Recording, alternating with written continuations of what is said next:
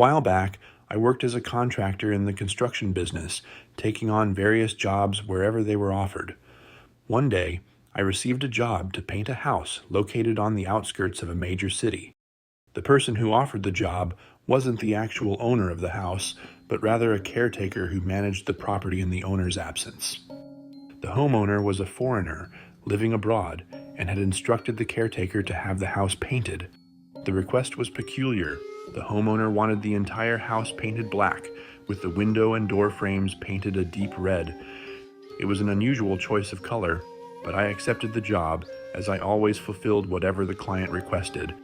I had learned long ago not to question a client's preferences, no matter how strange they seemed. The caretaker requested specific conditions for the job. My team and I were only to paint the outside of the house, and were instructed not to enter the house under any circumstances. The work hours were strictly between 10 a.m. and 4 p.m., and the job was to be completed within 10 days.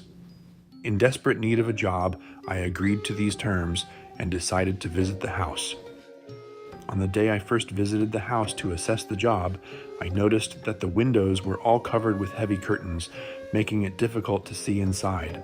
I found it a bit curious, but told myself to mind my own business. Around this time, a flu outbreak was spreading across the country, which led to schools being closed. My son, who has autism, couldn't attend school and had to stay home. As a single father, I had no one to take care of him. He required close supervision due to his condition, and I didn't want to burden anyone else with his care. So, I decided to bring him to the job site. Before starting the job, I asked the caretaker if it would be okay to bring my son along, assuring him that he wouldn't interfere with the work. The caretaker agreed, understanding my situation. On the first day of work, I set up a small area on the house's porch where my son could stay while the crew worked. He was a quiet, gentle child who enjoyed spending time in his own world, often absorbed in simple activities like drawing or playing with his favorite toys. The first day passed without incident. My crew and I wrapped up at 4 p.m., as instructed, and left the site feeling that the job, though peculiar, was nothing out of the ordinary. Thankfully, my son behaved well, staying in his designated spot on the porch, and I felt a sense of relief that everything had gone smoothly. The second day of work started much like the first. Our crew arrived at 10 a.m., ready to continue painting. The work was going smoothly until around midday when something strange happened. While I was busy with work, my son suddenly ran up to me, holding a snack in his hands, a neatly wrapped package of cookies that I didn't remember buying. I was puzzled and asked my son where he had gotten the cookies. My son looked up with wide, innocent eyes and replied that an auntie had given it to him. It was customary for young people to call older women aunties out of respect, and he had been taught this from an early age. I was confused because, as far as I knew, the house was empty, and there were no neighbors nearby. I hadn't seen anyone approach the house, and the caretaker had made it clear that the property was supposed to be vacant. While I stood there, bewildered, my son simply pointed toward the house, but when I looked, I saw nothing, just the closed curtains and the dark windows. I looked around but didn't see anyone. Concerned that my son might have wandered off and taken the snack from somewhere he shouldn't have, I asked him again where he had gotten it. He insisted that an auntie had given it to him and pointed to the window of the house once again. I couldn't figure out who this auntie could be, but I didn't dwell on it too much. I just thought perhaps someone had given him the cookies out of kindness.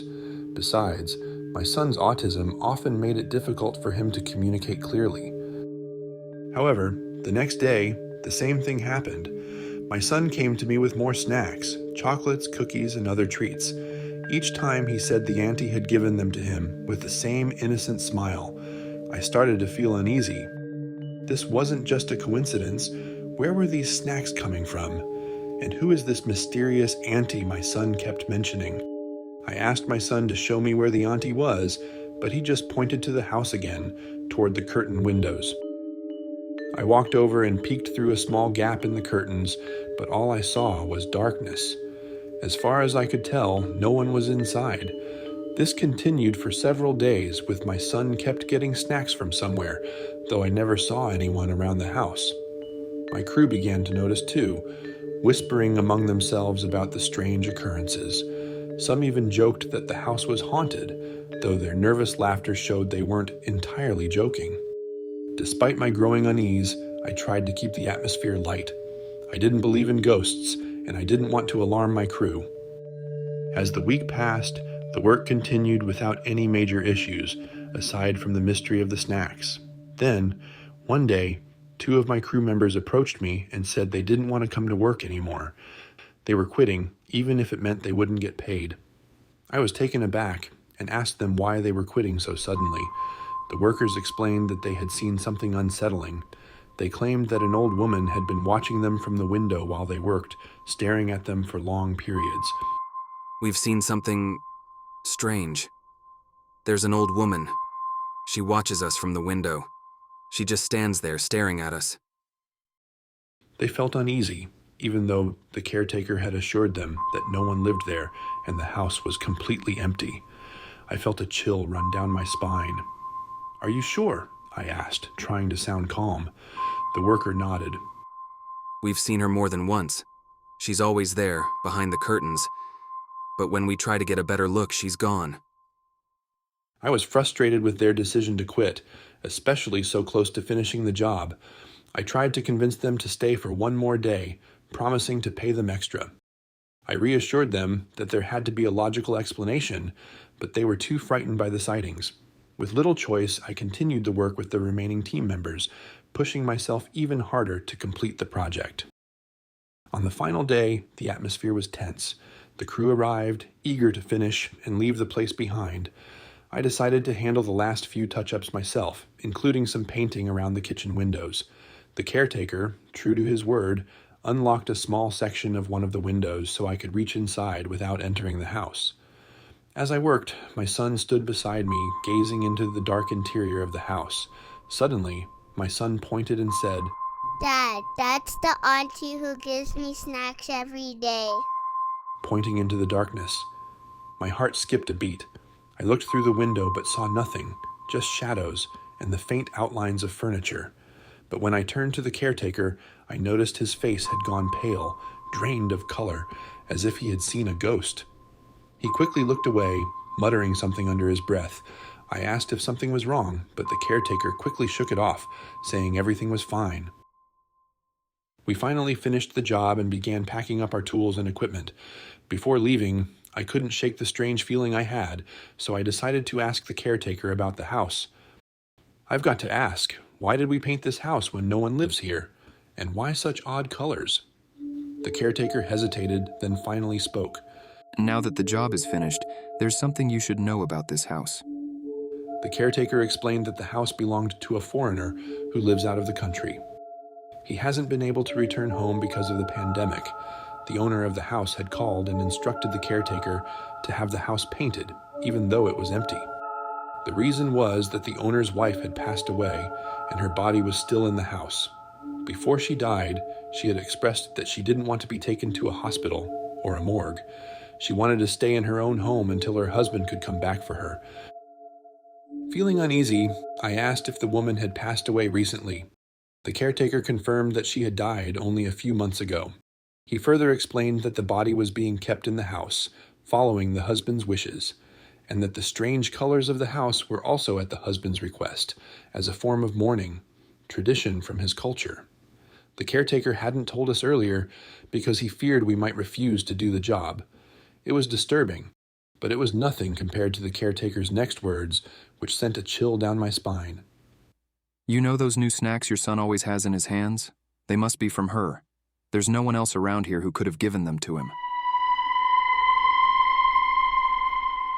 Desperate to understand, I asked the caretaker to show me the inside of the house. Together, we entered for the first time. The inside was eerily silent, the interior dimly lit by faint light filtering through the gaps in the curtains.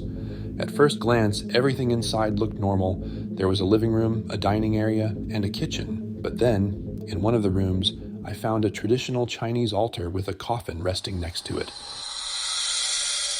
Inside the coffin was the preserved body of a woman. She was dressed in a traditional Chinese qipao, her hair neatly arranged, her face serene. Despite having passed away months earlier, her body was remarkably well preserved, as if she were merely sleeping. She had a faint smile, and her hands were folded gently over her chest.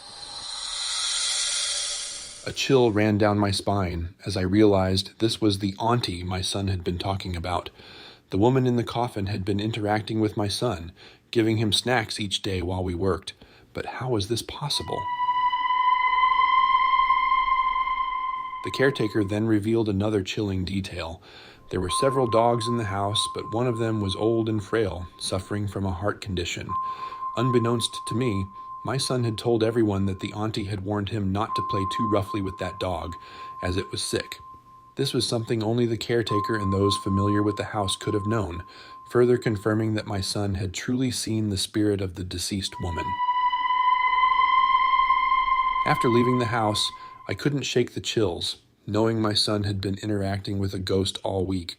The job was done, but the memory lingered, sending shivers down my spine.